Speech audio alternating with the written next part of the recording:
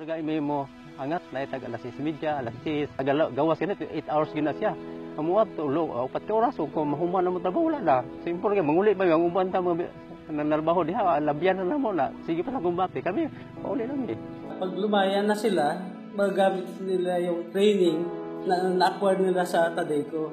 At saka ang Tadeco ina-absorb ang mga inmates namin na lumalaya. Yung gusto magtrabaho sa Tadeco, tinatanggap nila.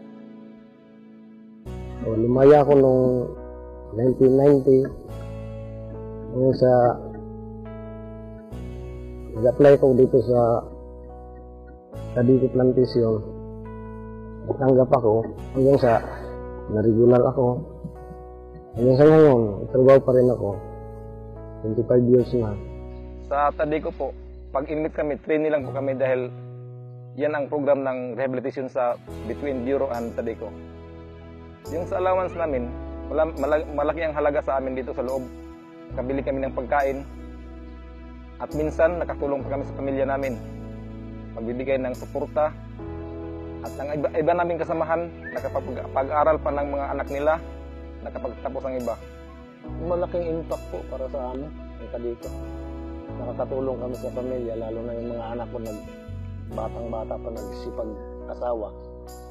Tutulungan. Malaking tulong talaga ang Tadeco. Unang-una, pag uwi mo doon, wala ka namang tirang mga kayamanan doon o ano-ano. Di siyempre, simulan ng uno. Dito na lang ako. Makakatrabaho pa ako sa Tadeco. Tinutulungan din namin sila na maka-acquire ng trainings, lalo na sa Tadeco, para paglaya nila maging productive citizen sila na hindi pabigat sa isang community. Ako nakapasalamat yung kung ano yung Tadeco. Nakatabang-tabang ko, babisik priso ko. Proud po sila sa kuha. Bisig na yung nanay ko. Nakatabang ko sila.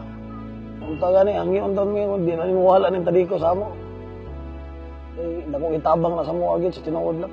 Halos karamihan sa medium prisoners, napaaral nila yung mga anak nila dahan-dahan. So sa ating sariling pananaw, yung relasyon ng Tadeco at Dapicol mas lalong pagandahin. Ay, uban diyan nga dinaganahan mo ang laya. Uban, ingon nga, doon na lang din ang siya, di na mo parol. Di na mga plate parol. Doon na lang yun. Muda yung Tadeco ah. Naka-income mo yun. At itihago ang trabaho.